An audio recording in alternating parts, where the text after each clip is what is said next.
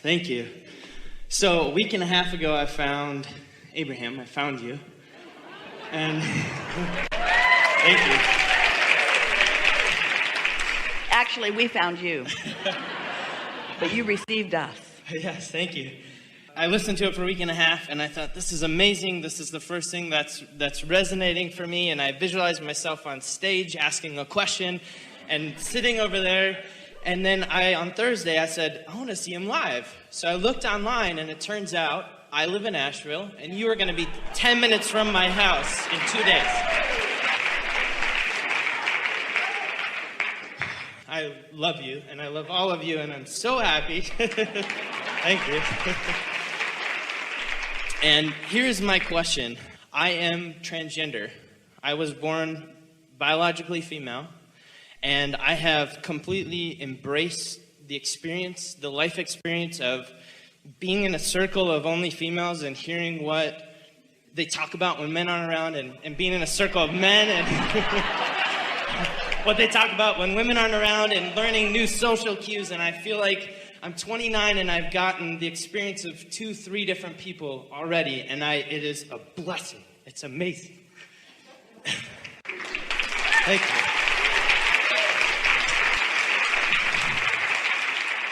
Actually, that's a curse. What's that?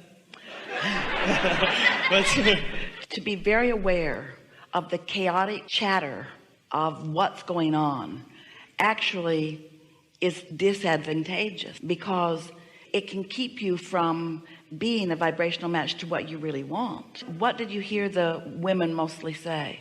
I pick up on it more vibrationally as opposed to words. I don't know if I assume that would make sense to you.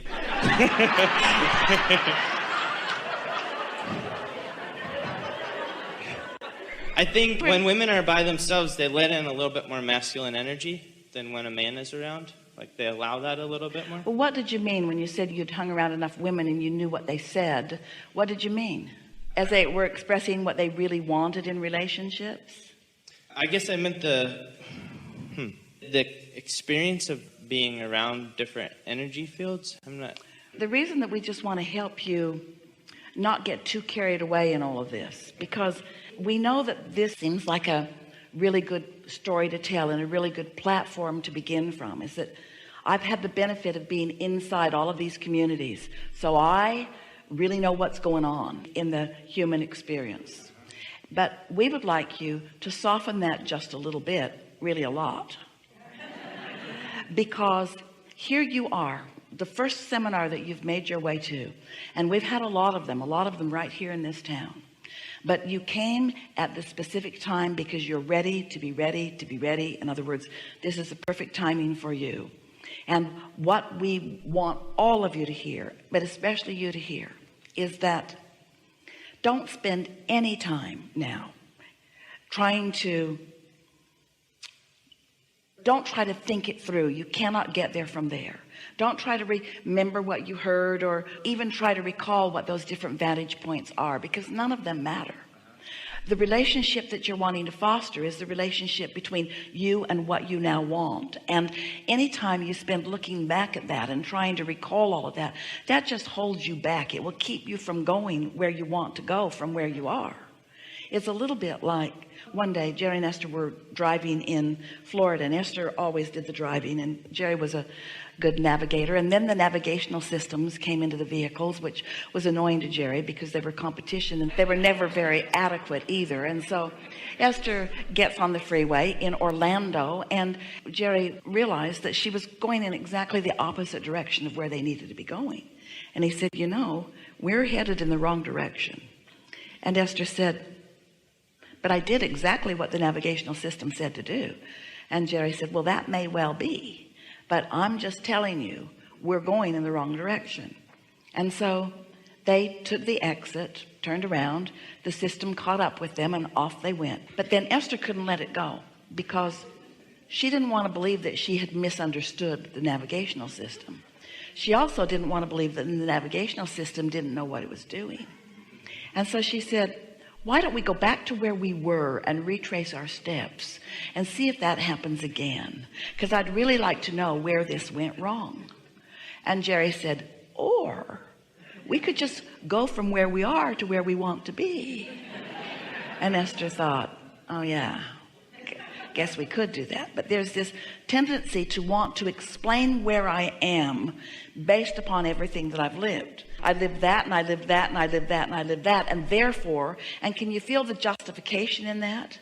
Therefore, now this is what I want, or now this is what where if you are really following your impulse, and you are so good at this, think about this. You were born into an environment with something within you asking for something different than what you were, and followed inspiration to where you now are. And we're just encouraging that you continue to follow the inspiration. Don't spend any time going back trying to explain it. Is that helpful? Yeah, that's helpful. Yeah. Enough? So the other thing is connection with my body. Feel grateful, the source of me feels good, and then there are times when I'm in a locker room, when I'm connected with source, I feel streamlined, right? I feel perfect. And yes, then you do.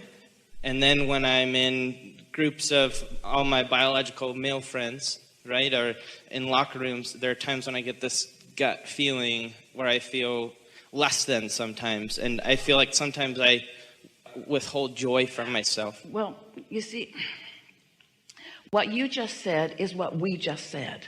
The whole opening that we were offering here, we were talking about this manifestation over here, and when you get focused in what you can see and hear and smell and taste and touch, that there is more chaos in that, there's more split energy in that, there's more disapproval and different opinions and more potential to put you off balance. And that's why we're encouraging you. You see, you're helping us to say the most important thing about attraction and creation that we've ever said. And so just settle with us for a little bit and let us just say this in this powerful way.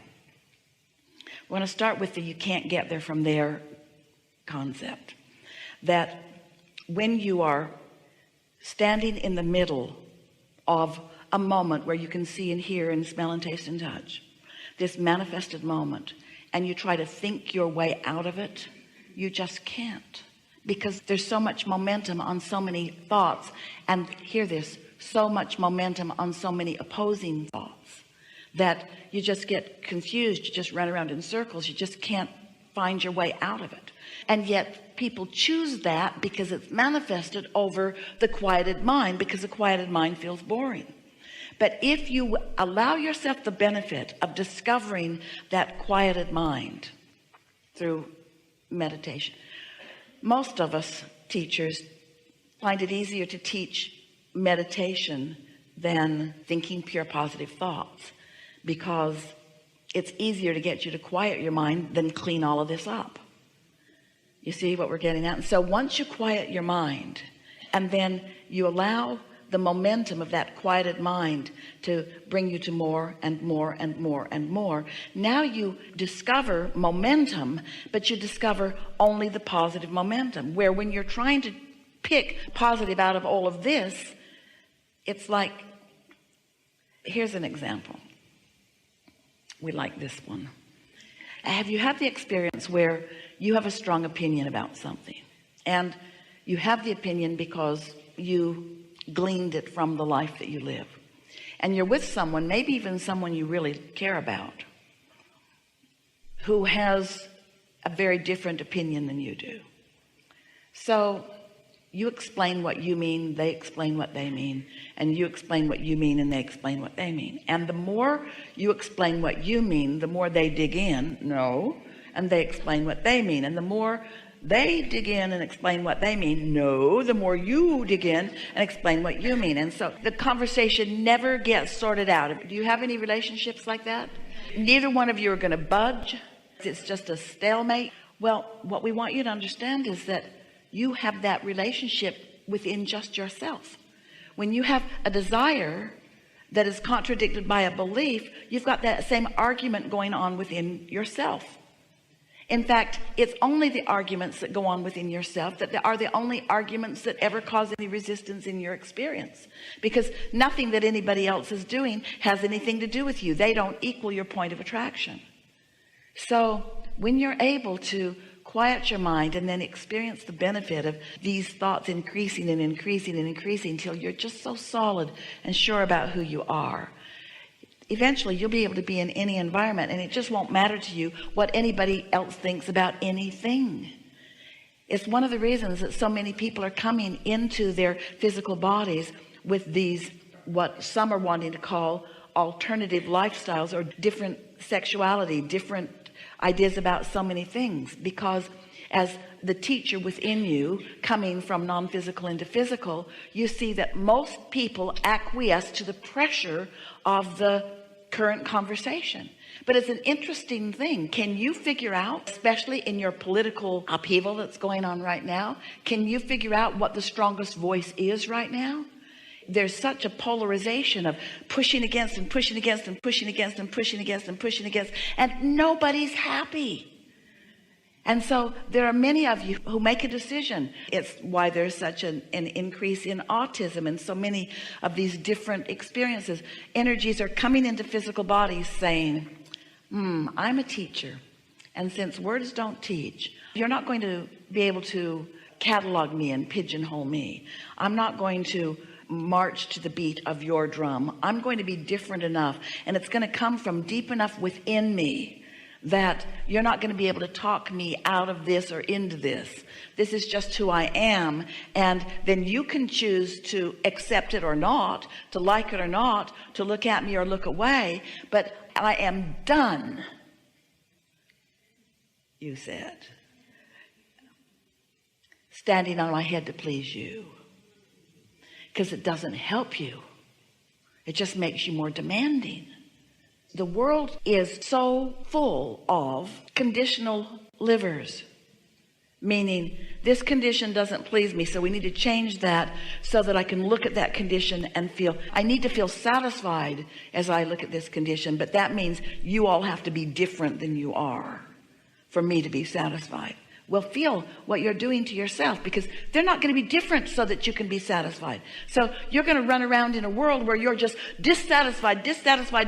Can you believe that? Can you believe that? Did you see that? Do you see what happened over there? Do you see what happened over there? I'm dissatisfied. Think what that is doing to your point of attraction. Well, it's doing one really good thing. It's causing you to create a vortex that has more of what you want and more of what you want and more of what you want. But now you got to find a way to line up with what you're asking for, rather than asking others to change in order to satisfy you. That was a really good conversation. Did you get it? This is a good time for a segment